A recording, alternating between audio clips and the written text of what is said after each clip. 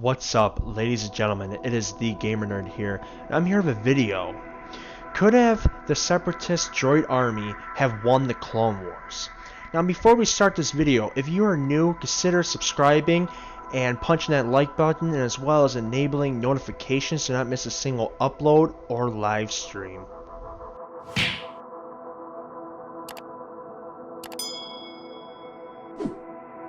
Check it out, Corporal. We'll cover you. Roger, roger. Uh-oh. Alright, so here we go. Alright, you got the B1 battle droid, right? Now, what do you think of the B1 battle droid? Sloppy, right? You know, it was majority of the army. Like, you know, you go from Phantom Menace to Revenge of the Sith, and then you really get to see the development. You know, the B1s, yes, there was like thousands and thousands of them. You know, they can't really go up against a clone, but in numbers. That's how they get you, in numbers, right? You know, that's one of the big factors. This is like point number one, you know, is numbers. The droids can sit there like, you know, the CIS, the Separatists, or whatever you want to call them. They can pump out about like hundreds, if not thousands of droids per day. While the clones, you know, they take some years to develop, train. They also need a lot more resources. I mean, the Separatists, they didn't want people fighting in the war, so they just kind of built a droid army, and they have the resources. As long as they have the resources, they can sit there. Every one clone that is developed, there's about 50 droids, you know. So really, the Separatists does win with the bigger army here. I mean, the clones, they had what, 400,000 off the start. Then they had like maybe, what was that, million, maybe 2 million and reserve. Probably Revenge of the Sith is when, you know, of course, the height of their army. But I mean, really, when you talk about casualties on the Republic side, it's a lot harder to replace. I mean, a droid, a simple droid that's getting shot at and, you know, gets blown up or whatever. I mean, you made so many, it doesn't really matter. You know, while you got the clones, like, you just lost like 5, 6, 7, or whatever, how many years it takes to develop them, like, just like that. You know, he's dead. You can't really, you gotta sit there, train another one for a couple of years, you know. So that's one of the major critical points that I see the Separatists winning the war. Another thing is variance. You know, like, as you can see, I was playing some Super Battle Droid, you know, the B2 Super Battle Droid, and now I'm moving on to the Droideka. There's many variants to the droid army. You know, you got the B2 Super Battle Droid, which is a lot better than B1, a lot. I mean, they were pretty good standing up against standard infantry of the clones. The Droidekas, I mean, I'm even going to show you a clip where, like, Qui-Gon Jinn and Obi-Wan are like, you know, get the heck out of there, you know, because the Droidekas were very powerful. You know, the Jedi was, you know, pretty scared of these guys. Another thing too is like the commando droids.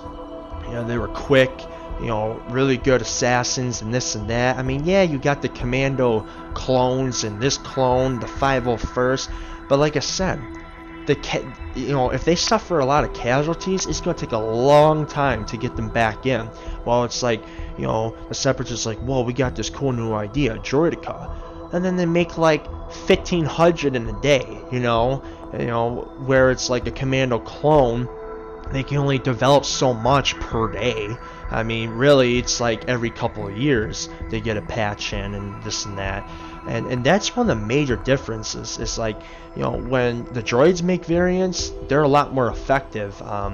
You know, both infantry and starfighters. You got the spider droids, and like you said, you watch Phantom Menace to Revenge of the Sith, you really see the evolution of the droid army.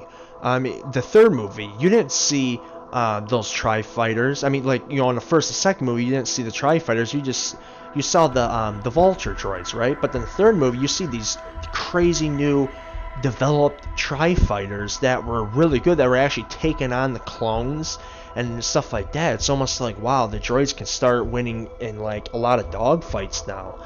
And that's what I mean. That's one of the most critical parts.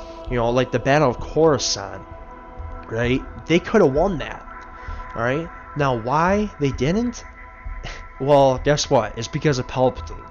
That's really the whole thing that stems down to that Palpatine really, he pulled the strings on both sides. Okay? You know, both Republic and Separatists, you know, or the CIS, whatever. You know, actually, if you look down to it, guys, the Separatists were actually the good guys. They were fighting for freedom and independence. You know, I mean, yeah, like when I grew up, I was like, man, like, isn't the Jedi the good guys? I mean, however, though, it's like the Separatists were actually the good guys trying to fight just for freedom and independence. Like, they didn't want anybody, like, people-wise, you know, going into the war. And, two, they suffered from manpower as well. But the Siths is what kind of gave them that bad, like, reputation in a way. You know, like, you know, Darth Maul, Count Dooku, and this and that. But, you know, anyways, Palpatine, yes, he has really controlled the whole war, the outcome, and everything else. The Battle of Coruscant, you got him basically telling the Republic, hey, I know exactly where the droids are coming from. And he tells the Republic, and that's why you see Anakin and Obi-Wan and all these other ships kind of like surround Grievous's fleet.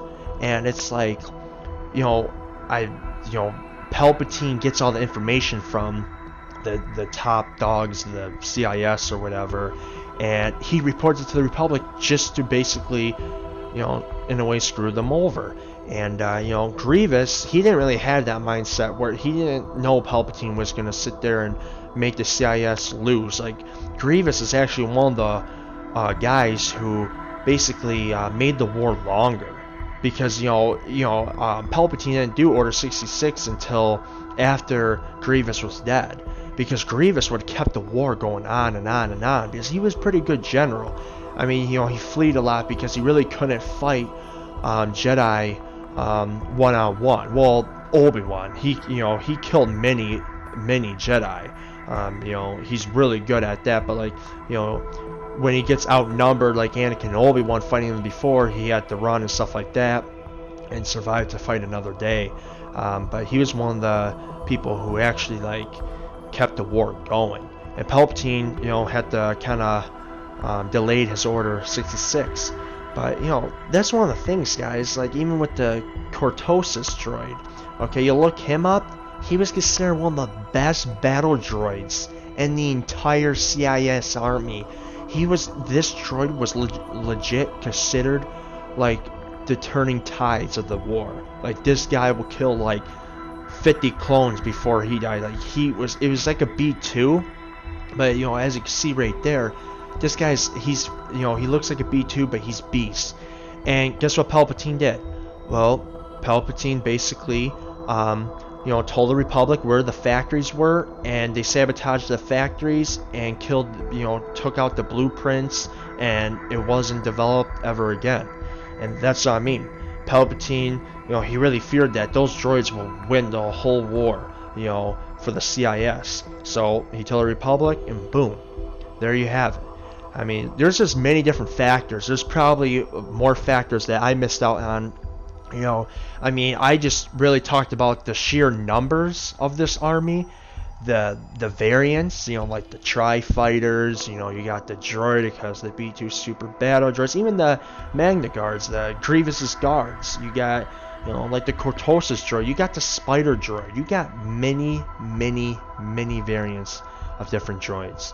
And really what it comes down to, Palpatine was the only reason why I think the Separatists has lost the war. That's really it. I mean, I really think that a dragged-out war, it will result in a Separatist victory. Alright? I think the clones wouldn't handle a war lasting, like, forever. Alright? I'm just going to tell you that. Clones, like I said, they take years to develop and stuff like that, like I said earlier. But that's about it, guys. Make sure you let me know in the comments of what you guys think. What you guys think. You know, I know I got some Star Wars nerds in here. Let me know what you guys think. So that's about it, guys. Make sure to leave a like, subscribe if you're new, and follow me on Instagram as well. thegamernerd.youtube. No caps, no space. That's about it, guys. I love you all. I'll see you in the next one. Peace out.